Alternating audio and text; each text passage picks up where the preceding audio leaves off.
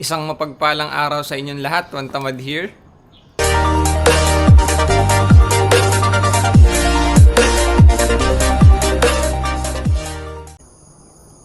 For today's video, nandito na naman tayo sa panibagong fishing adventure ko dito sa Taiwan as OFW. At ngayong araw, nandito ako ngayon sa Taoyuan City. Merong fishing spot din dito na na-search ko sa Google na maraming nagpi-fishing. Nilak ko nga muna yung bike ko dito kasi medyo malayo-layo din yung lakarin mula doon sa mismong fishing spot. At tara, sasama ko kayong mag-fishing.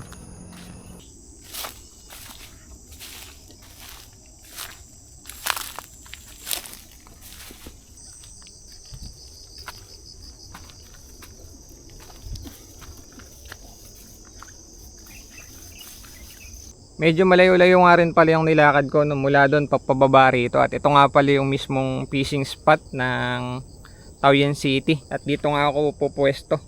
Magse-set up muna ako ng aking pamingwit.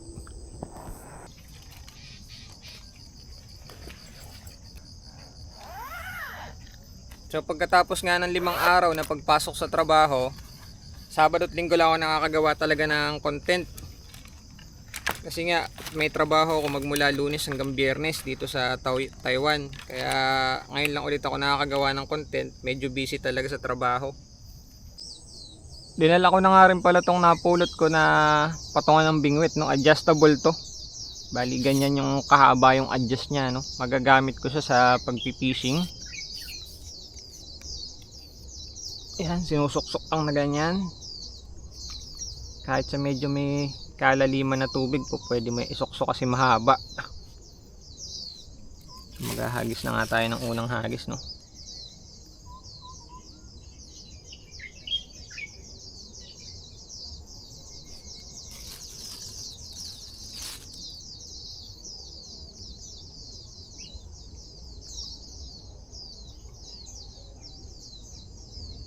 Ang luwang nito ang mismong dam na to.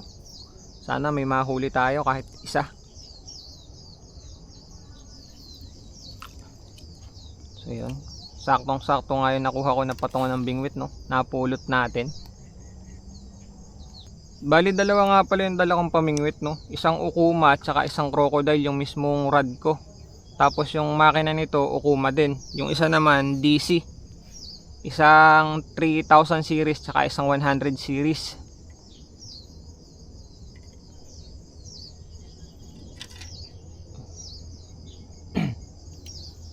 Mukhang maliliit din ang isda dito, ah. Tinatangay na rin ati pa, no? Pero hindi nila kayang ilubog.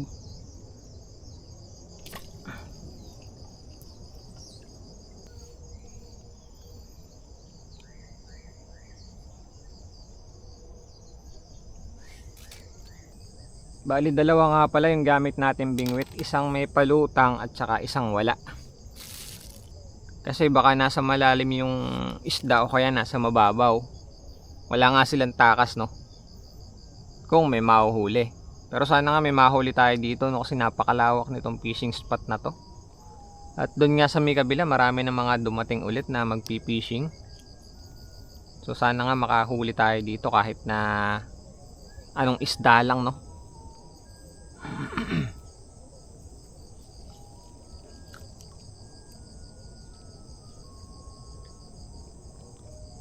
Pagkahagis mo nga tinatangay agad, oh.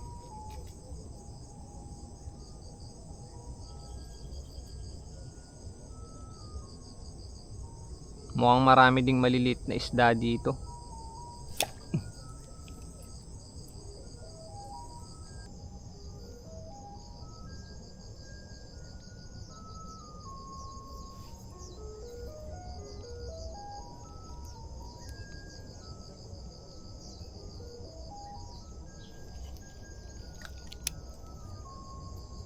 Yun, oh, pagkahagis mo sinisisid agad, eh. So itong isa hindi ko nga alam kung ba't hindi gumagalaw, no? Uy, uy, sabit. Pakaswerte naman.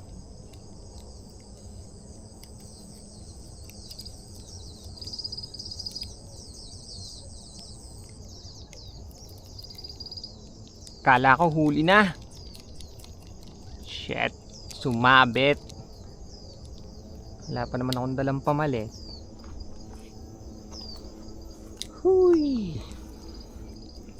Wala na nga mahuli, sumabit pa.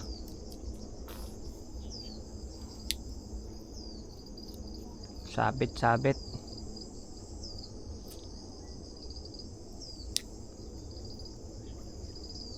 Wala, pagka ganyan, no choice. Putol. Wala, putol na.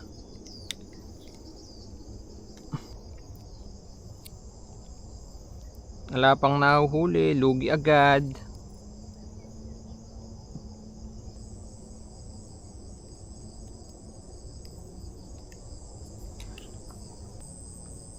So ayun, pagkahagis nga nilulubog agad.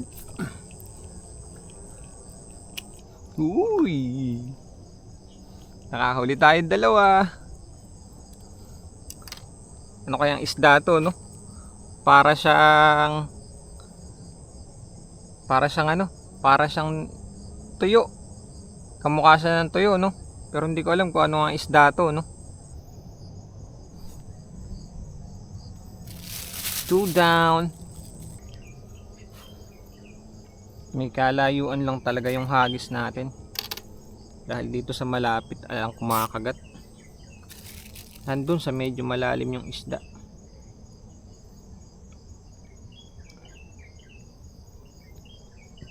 Sayang nga lang nalagot yung isa, no? Tsaka wala tayong reserbang dala.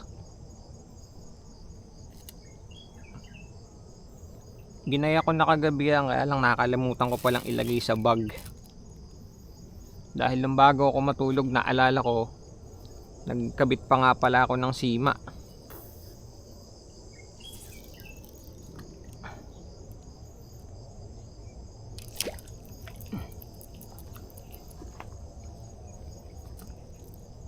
Dahil maliliit nga lang pala yung kumakagat, pagpapalit na lang natin ang setup.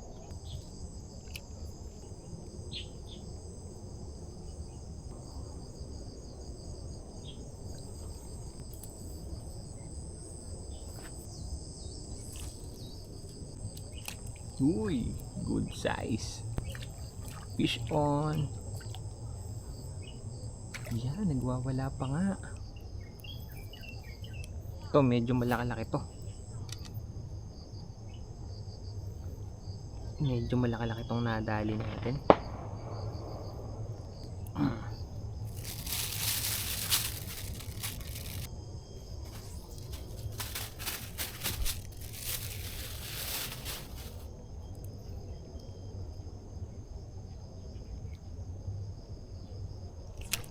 Uy, sunod-sunod.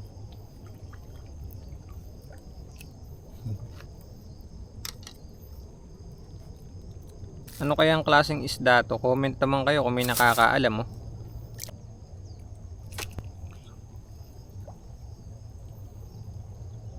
Uy, napakalaki.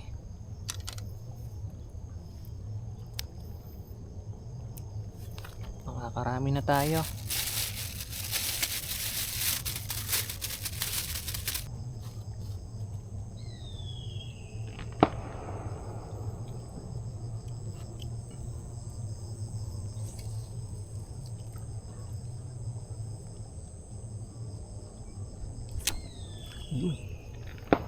Fish on, master. Fish on.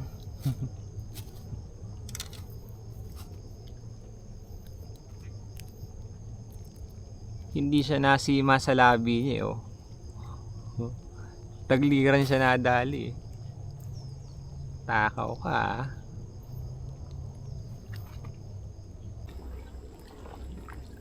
Bali, lumakas na nga pala yung hangin. Pag ganyan nakalakas yung hangin, mahirap nang tanawin yung floater. Lulubog, lilitaw na nga yung floater, kaya papakap na ako para umuwi. At ito nga pala yung mga nahuli ko. Nakasampung piraso rin ako. So, maliliit nga lang pero iuwi ko, no? Bibiyakin ko sa likod dyan, tapos ipiprito ko. Pagka malutong yung pagkakaprito, pati yung tinik makakain, no? Bago nga pala ako magpaalam, merong nag-comment nung nakaraan dun sa vlog ko. Sabi niya, pa-shoutout naman po, idol, next vlog. So ito nga yung pangalan niya, in-screenshot ko. Shoutout sa'yo, Sir Fernando Permangel Ebias. Kung nasaan ka man, ay lagi kang mag-iingat. Kagaya ko rin siya na isang OFW, hindi nga lang ako sure kung saan bansa siya kabilang, kung Canada ba or Australia. So kung nasan ka man, lagi kang mag-iingat. Shoutout sa'yo. Maraming salamat sa pag-follow. At sa mga followers ko nga pala this week, meron ako mga screenshot. Shoutout din pala kay Randy Peralta na nadagdag na followers ko this week. Kay Susan Ganda Ramos, shoutout po sa inyo. Maraming salamat po sa pag-follow ng aking page. Kay Adrian Nabida, maraming salamat po. Shoutout ko na nga rin pala yung dalawang nag-comment doon sa post ko noong nakaraan na nagtatanong ko ano daw yung ginagamit kong fertilizer doon sa tanim kong ampalaya. Kay Anton Alandroque at saka kay Gerold Visitation, shoutout sa inyo. Happy planting dito sa Taiwan na pagiging madiskarte din bilang isang OFW. At sa mga iba ko pang followers, maraming salamat sa patuloy na pagsuporta at panonood ng aking vlogs. Sa mga gustong magpa-shoutout nga pala, comment lang kayo sa comment section at isa-shoutout ko kayo next vlog. At ikaw nga pala nanonood, kung di ka pa nakapollow, papollow naman ang page ko. Maraming salamat. Ako nga pala ulit si Juan Tamad. Nakapaglibang na, may ulam pa. Hanggang sa muli, maraming salamat.